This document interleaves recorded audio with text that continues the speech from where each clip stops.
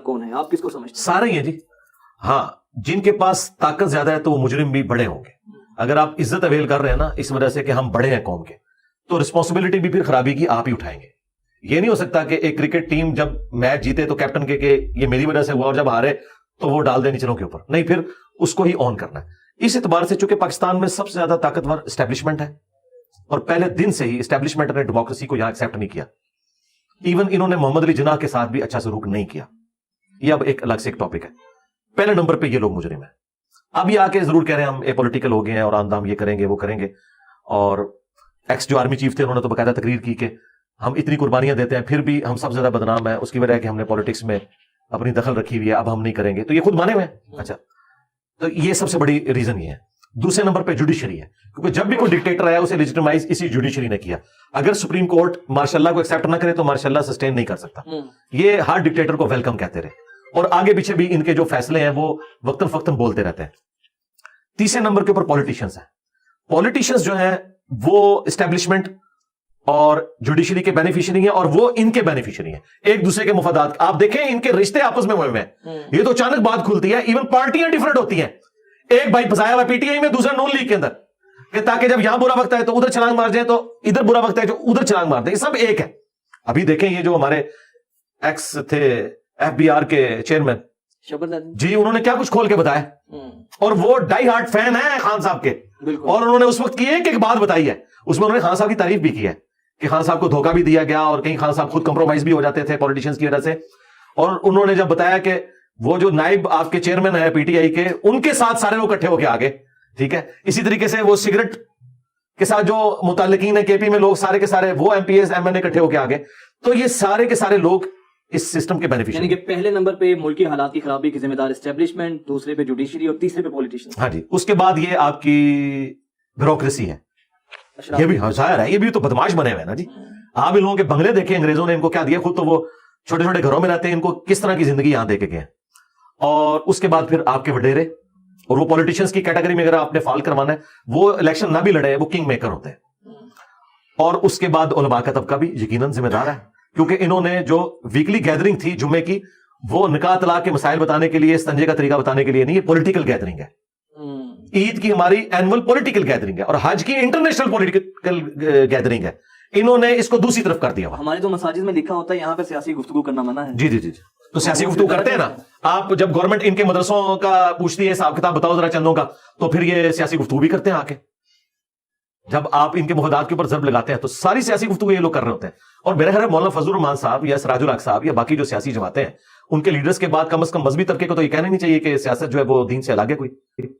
اور یہ خود تو ڈاکٹر اقبال کو بڑا کوٹ کرتے ہیں, جدا ہو دین سیاست سے تو رہ جاتی ہے چنگیزی. تو سیاست پہ یہ بات کرتے ہیں, ایسی بات نہیں ہے. اور اس کے بعد اگر کوئی مجرم ہے تو پھر عوام الناس بھی ہے جی. کم از کم وہ پڑھا لکھا طبقہ, انہیں کم از کم آواز تو بلند کرنی چاہیے تھی نا. اب آپ دیکھ لیں جتنے لوگ قانون کی حکمرانی کی بات کرنے والے لوگ ہیں, جہاں جہاں ان کی پولیٹیکل ایفیلیشن ہے, جب ان پولیٹیشنز کے اوپر برا وقت آتا ہے نا, اس وقت انہیں democracy, rule of law, judiciary یاد آتی ہے. اور جب دوسروں میں برا وقت ہوتا ہے اس وقت وہ کہہ رہے ہیں بالکل ایسا ہی ہونا چاہیے ان کے ساتھ. تو ان سب کو اکٹھا ہونا چاہیے کہ طے کر لیں کہ ہم نے آئین کی پاسداری کرنی ہے, فوج نے اپنا کام کرنا ہے, جوڈیشری نے اپنا کام کرنا ہے, پولیٹیشنز نے اپنا کام کرنا ہے, پارلیمنٹ نے قانون سازی کرنی ہے. پارلیمنٹ قانون سازی کیا کر رہی ہوتی ہے, جیسے ہی حکومت جاری ہوتی ہے وہ اپنے بینیفٹس بڑھا کے تو ہو جاتی ہے. اب مجھے بتائیں, اگر چیف جسٹس بیٹھ کے مہنگائی کا رونا رو رہا ہے اور 3 دن بعد ہمیں پتا چلے اس کی 4 لاکھ تنخواہ بڑھ گئی ہے, ایسا ہوتا تو پھر ظاہر ہے ہم تو پھر قنوت نازلہ ہی لوگوں کے اوپر پڑھ رہے ہوں گے نا کہ یار ہمیں دھوکہ دے رہے ہو تم لوگ. مطلب تمہارے دل میں کہاں, تمہارے سینے کے اندر اتنا غم آ گیا ہے عوام کا. اچھا, ہم سیاستدانوں سے جب اس پر بات کرتے ہیں اپنے ٹاک شوز میں تو وہ بڑی بے بسی کا اظہار کرتے ہیں. وہ کہتے ہیں کہ ہمارے تو ہاتھ پاؤں بندے ہوتے ہیں, چاہے وہ وزیر اعظم ہو یا چاہے کام کوئی منسٹر بھی ہو, تو کہیں نہ کہیں وہ اپنے آپ کو اس طرح سے جسٹیفائی کرتے نظر آتے ہیں کہ ہمارے تو ہاتھ ہی بندے ہوئے ہیں. پھر ریسنٹلی جو کچھ ہو رہا ہے وہ بھی آپ کے سامنے ہے. ٹھیک ہے, کسی حد تک بھی بات درست ہے, لیکن 100% نہیں بندے ہوئے. دیکھیں, میں سب سے زیادہ کرٹیسزم کرتا ہوں اسٹیبلشمنٹ کے کردار کے اوپر, لیکن یہ ان کی خوبی ماننے والی ہے. اگر انہیں بجٹ مل رہا ہے نا تو کینٹ آپ کو صاف نظر آ رہا ہے. ٹھیک ہے, ایک پہاڑ کی چوٹی پہ بھی فوجی بیٹھا ہے نا, اس کے پاس بھی کھانا جا رہا ہے صاف ستھرا, میڈیکل کی فیسلٹی دی ہے. یار ان کو بجٹ ملا, انہوں نے لگایا ہے نا, کھایا انہوں نے بھی ہے, وہ خود مانتے ہیں کہ ہمارے لوگ کھاتے بھی ہیں. تم لوگ صرف کھاتے ہی رہے ہو. کیا اسٹیبلشمنٹ نے روکا ہوا تھا میٹرو بنانے سے؟ شباز شریف نے بنا کے بتائی ہے نا.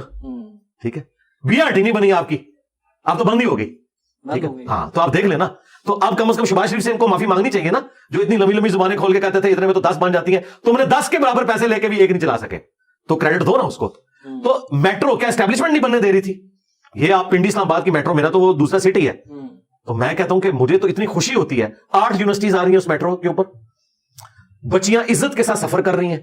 وہ لوگوں نے اپنی گاڑیاں بند کروا دی, پیسے بچ رہے لوگوں کے, اور جو بیچارے استحصال کرتے تھے 4-4 5-5 ہائی ایس بدل کے, وہ بیچاری بچیاں فرنٹ سیٹ کے اوپر, وہ ڈرائیور جو کچھ ان کے ساتھ کرتے تھے اب عزت کے ساتھ ایئر کنڈیشن بس میں بیٹھ کے وہ جاتے ہیں. سب کچھ ہو رہا ہے جی. میں کہتا ہوں جی اس کے فضائل کے اوپر پوری ایک بک لکھی جا سکتی ہے, شہباز شریف کے میٹرو کے, نہیں میٹرو کے فضائل پہ, اور ظاہر ہے کہ اس کا کریڈٹ شہباز شریف کو ہی جاتا ہے. تو اس نے کر کے بتایا نا یار, آپ موٹر وے نواز شریف نے بنا کے بتائی نا, 35 ارب روپے کی بنی تھی اس وقت, آج 3500 ارب کی بھی نہیں بنتی وہ. ٹھیک ہے, اس وقت بھی لوگ باتیں کرتے تھے موٹر وے کی کیا ضرورت ہے, آج کہتے ہیں نہیں ہماری لائف لائن ہے. تو دیکھیں پولیٹیشنز نے جہاں کنٹریبیوشن کی ہے وہاں پہ کی ہے. انہیں چیئرمین پی ٹی آئی نے صحت کارڈ لانچ کیا ہے نا, بالکل, تو اسٹیبلشمنٹ نے انہیں روکا تو نہیں نا. تو یار یہ کام ہو سکتے تھے نا, کرے نا. یہ سارے کا سارا کھلا دیتے ہیں ایم این ایس کو, ایم پی ایس کو, تو یہ کام نہ کریں گے, تھوڑا تھوڑا کام بھی کرتے ہیں نا تو بہت کچھ ہو جاتا ہے. تو میں اس کے ساتھ ایگری نہیں کرتا. یہ کچھ تو بہانہ کرتے ہیں اور کچھ جینوئن ایشوز بھی ہیں. نا اہلی ہے, یہ ماننے والی بات ہے, نا اہلی ہے. آپ انگوٹھا چھاپ لوگوں کو, یار آپ لوگوں نے وزیر بنایا ہوا ہے, ٹھیک ہے جی. آپ دیکھیں چیئرمین پی ٹی آئی نے اس بندے کو سائنس اور ٹیکنالوجی کا بنایا ہوا تھا وزیر, جو ایک وکیل ہے, اور وکیل بھی کس قسم کا, آپ کے ایریا کی, ہاں جی ہاں جی, اور وکیل بھی کس قسم کا. ٹھیک ہے, آج تو آپ لوگ بھی اس کے خلاف بول لیں گے نا, کیونکہ وہ چھوڑ چکے ہیں نا. ابھی وہ پی ٹی آئی میں ہوتا تو آپ نے کہنا تھا وہ نون لیگ والوں نے تو یہ کر دیا نا. تو بات یہ کہ یہ تو ہمارا لیول ہے کہ ہم کن لوگوں کو کن پوسٹوں کے اوپر لگاتے ہیں. یہ ہم گالی دے رہے ہوتے ہیں عوام کو. ٹھیک ہے, مجھے تو بڑی حیرانگی ہوتی ہے کہ سائنس اور ٹیکنالوجی کا وزیر وہ ہے جسے سائنس کا پتہ نہیں ہے. اس کے سامنے ایک بندہ, ایک پی ایچ ڈی اگر آگے فزکس بیٹھتا ہے تو وہ کیا, اب میرے ساتھ کوئی آگے بیٹھتا ہے, کوئی سائنس کا جاننے والا ہو, دنیا کا جاننے والا, دین کا جاننے والا, تو وہ گھبرا کے بیٹھتا ہے کہ جس فیلڈ میں بات کروں گا اس کو مجھ سے زیادہ ہی پتا ہوگا, تو ڈیفینسو اینڈ پہ رہتا ہے. اور جب میں اسے سمجھاتا ہوں بات سمجھ آتی ہے. ان لوگوں کو لوگ کیا عزت دیں گے؟ لیکن علی بھائی دوسری طرف ہماری جو مذہبی قیادت ہے وہاں پہ بھی ہم دیکھتے ہیں کہ باپ ہے, باپ کے بعد بیٹا ہے, فضل الرحمان صاحب ہیں تو ان کا بیٹا ہے, تو یہاں پر بھی تو ہمیں یہی چیز دیکھنے کو ملتی ہے. ہاں جی, چل رہی ہے نا, غلط ہے نا. ان کو ٹیلنٹ کے اوپر لوگ اوپر لے کے آنے چاہیے. یعنی میں نون لیگ میں کسی صورت یہ صحیح نہیں سمجھتا تھا کہ شاید خاقان عباسی جیسے ٹیلنٹڈ بندے کے ہوتے ہوئے, یا احسن اقبال صاحب کے ہوتے ہوئے, جونیئر لوگوں کو صرف اپنے خاندانی بنیاد کے اوپر لایا جاتا. ایسا نہیں ہونا چاہیے. غلط کر رہے ہیں, سب کر رہے ہیں غلط. دوسرا ہمارا نظام تعلیم پہ اگر میں کچھ بات کروں گا, کلوزنگ کی جانب بڑھ رہے ہیں. جی جی. ایک طرف ہمارا مذہبی طبقہ ہے, درس نظامی کرتے ہیں, مدارس کے بچے ہیں, ہزاروں احادیث ازبر ہیں, لیکن پش اینڈ پل کے فرق کا نہیں پتا.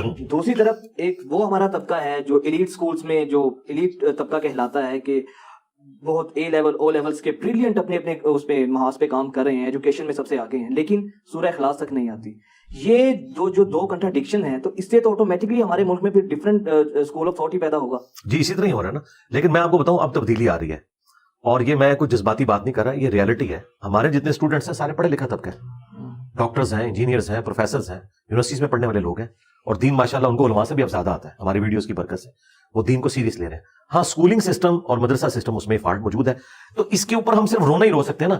یہ تو ہماری گورنمنٹس کے کام ہے نا, یہ قومی اسمبلی کا کام ہے, سینٹ کا کام ہے کہ وہ اس طرح کی قانون سازی کرے کہ اس طرح کے معاملات کو سیٹل کیا جائے. آپ کو بھی آفر تو کی گئی تھی وزارت کی, آپ نے انکار کر دیا, تو جب آپ لوگ نہیں ہوں گے تو پھر دوسرے لوگ تو آئیں گے. میں نے انکار اس لیے کیا کہ اس کا نقصان ہوگا. اس کی وجہ یہ ہے کہ میں چونکہ کسی مکتب فکر کو ریپرزینٹ نہیں نہ کرتا, تو یعنی الٹا ایک لڑائی ڈل جائے گی. وزارت کون سی تھی ویسے؟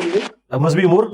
اچھا ہاں, تو اس کا فائدہ نہیں ہے نا, کیونکہ مذہبی امور میں کوئی بریلوی, دیوبندی, اہل حدیث ان کو ہونا چاہیے, شیعہ جن کے مدارس ہیں, میرا کیا لینا دینا. ہاں میں اسسٹنس پرووائڈ کر سکتا ہوں کہ یہ آپ ریفارمز لے کے آئیں, لیکن جب مجھے لائیں گے تو وہ پھر ظاہر ہے کہ وہ فرقوں والی ایک جنگ ہے نا. ایون آپ ایک بریلوی کو بھی لگاتے ہیں, دیوبندی, اہل حدیث بھی اسے ایکسیپٹ نہیں کریں گے, مجھے تو بالکل ہی نہیں کریں گے نا.